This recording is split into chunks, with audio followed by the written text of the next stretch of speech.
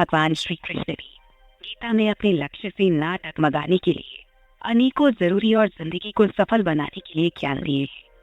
उन्होंने अर्जुन को जीवन में उच्चतम मानवीय और आध्यात्मिक लक्ष्यों की दिशा में मार्गदर्शन दिया था। अब आप भी यही सोच रहे होंगे कि काश कृष्ण हमारा भी मार्गदर्शन करते और हमें भी उन रास्तों के बारे में बताते जिन पर चलकर हम अपनी मंजिल तक पहुंच सकते।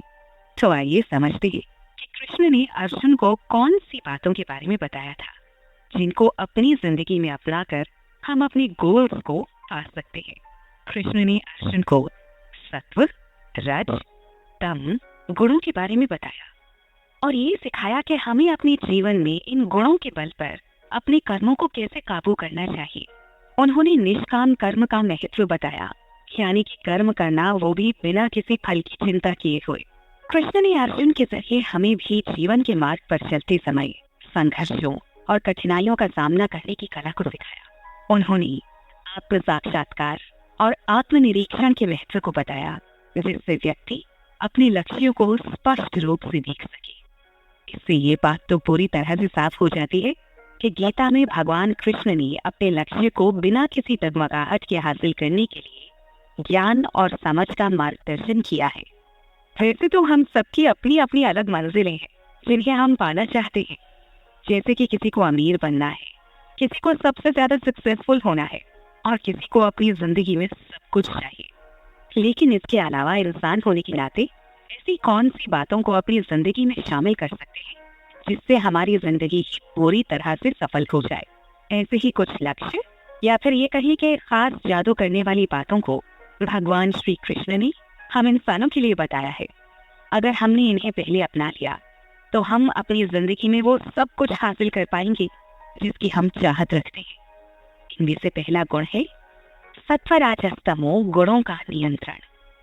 इसका मतलब होता है कि सात्विक, राजसिक और तामसिक गुणों का बैलेंस बनाए रखना, यानी कि अपने मन में उठ रही इच्छा या हर एक भावना को अपने काबू से बाहर नहीं होने देना है।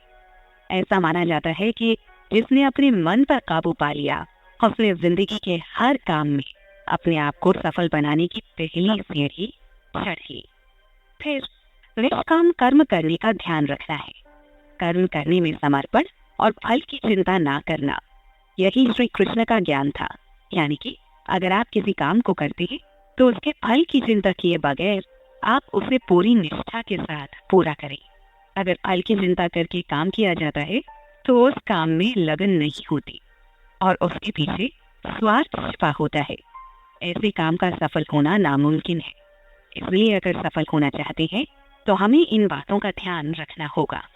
तीसरी बात जो खास है और जिसका ध्यान हमें रखना है वो है आत्म साक्षात्कार, यानी कि सेल्फ रियलाइजेशन। अगर आत्मा का ज्ञान हासिल करना है और अपनी आत्मा के जरिए उस परम शक्ति परमात्मा को पहचानना है तो हमें अपने आप को सबसे पहले पहचानना होगा। ऐसा कहा जाता है कि जिस इंसान ने अपने मन को पहचान लिया, अपने आप को पहचान लिया, ऐसा समझ लो कि फिर उसने पूरी दुनिया को पहचान लिया और वो इंसान हमेशा सफल होता है, जिसे ये पता होता है कि वो खुद क्या चाहता है और उसकी क्षमताएं कैसी है। चौथा, साथ ही अपना लक्ष्य बनाते समय हमें कुछ अहम बातों को ध्यान रखना चाहिए, जैसे कि अपने लक्ष्यों में विश्वास रखें और उन्हें हासिल करने के लिए डेडिकेटेड रहें। साथ ही क्लियर, पूरी तरह से तय किया हुआ और ऑर्गेनाइज्ड प्लान बनाएं, जिससे आपको जो भी हासिल करना है उसके लिए आपको बीच रास्ते में किसी रुकावट का सामना ना करना पड़े। इसके साथ ही जो भी आपके लक्ष्य हैं उसके लिए एक दिमागी संतुलन जरूर बनाए रखें, क्योंकि उतार और चढ़ाव आपका भी फैल कर इंतजार कर रहे होते हैं। श्री कृष्ण कहते हैं जिसने संतुलन पर काबू पा लिया उसने पूरे विश्व पर काबू पा लिया। इसलिए अपने आप को बिल्कुल भी अनबैलेंस्ड नहीं होने देना है। अपने लक्ष्यों को हासिल करने के लिए अगर आपको सही गाइडेंस और गाइड मिल जाए तो इससे ज्यादा अच्छी बात और क्या होगी। और सबसे जरूरी बात ये भी है कि अपने लक्ष्य को हासिल करने के लिए समर्थन और मदद लें। इसमें कोई बुराई नहीं है कि हम किसी से हेल्प या सपोर्ट लें। हमेशा ही आगे बढ़ने के लिए एक दूसरे का हाथ थामना अच्छा होता है। ठीक उसी तरीके से जैसे आपको किसी ऊंचे पहाड़ पर चढ़ने के लिए किसी की मदद की जरूरत होती है। लक्ष्य हासिल करने वाला इंसान कभी भी अकेला लक्ष्य हासिल नहीं कर सकता, क्योंकि अकेली जीत किसी मायने की नहीं होती।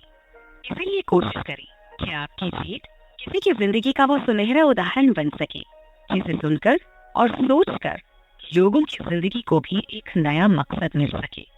कृष्ण कहते हैं कि लक्ष्यों को हासिल करने में आने वाली कठिनाइयों और चुनौतियों को सामने से स्वीकार करने वाला इंसान कभी भी हार नहीं सकता है। बात बहुत साफ है कि चुनौतियां और कठिनाइयां आपको इतना मजबूत बना देती है कि आप किसी भी तरीके के हालातों का सामना आसानी से कर सकते हैं। ऐसा इंसान अपने लक्ष्य को हासिल करने में बहुत ज्यादा समय नहीं लगाता, क्योंकि मजबूत इरादे यूं ही नहीं बन जाते। उसके लिए इंसान को किसी सोने की तरह तपना भी पड़ता है और खुद को बेखारना भी पड़ता है। इसके साथ ही इसका भी ध्यान रखना है कि आप अपने लक्ष्य को पाने के लिए हर वक्त निरंतर कोशिश करते रहें, क्योंकि जरा सी भी चूक आपको आपकी मंजिल से दूर कर सकती है। लक्ष्य को पाने की चाहत रखना सभी के लिए आसान है, लेकिन उसी रास्ते पर आगे चलते रहना और लगातार कोशिश करते रहना सबसे ज्यादा जरूरी होता है। इसीलिए अपने लक्ष्यों के लिए हमेशा ईमानदारी से कोशिश करते रहना ही हमें लक्ष्य को पाने में मदद करेगा। श्रीमद् भगवद गीता में भगवान कृष्ण अर्जुन से कहते हैं, हे पार्थ, जो आध्यात्मिक मार्ग पर चलता है उसका ना तो इस संसार में और ना ही आने वाले संसार में विनाश होता है। जो ईश्वर प्राप्ति के लिए प्रयास करता है वो कभी भी बुरे के सामने हारता नहीं है। अगर हम भी अपने लक्ष्यों को अपने ही ईश्वर की तरह मान लें और ईश्वर को पाने की कोशिश लगातार करते रहें, तो हमारी हार कभी भी नहीं होगी, क्योंकि हमें जो भी चाहिए होगा हम उसके लिए कभी भी अपने कदमों को रुकने नहीं देंगे। लेकिन अब सवाल यहाँ उठता है कि अगर हमें अपने लक्ष्य को पाना है तो हमें अपने अंदर किन बातों को सुधारने की या फिर किन बातों को अपनाने की जरूरत है, क्योंकि हर इंसान की मंजिल अलग होती है और आजकल के दौर में सभी लोग बिल्कुल अलग अलग तरह से जी रही हैं। तो ऐसी कौन सी बातें हैं जिनका ध्यान रखते समय हम पर्सनल ग्रोथ कर सकते हैं? जानने के लिए चलिए चलते हैं अगले एपिसोड में।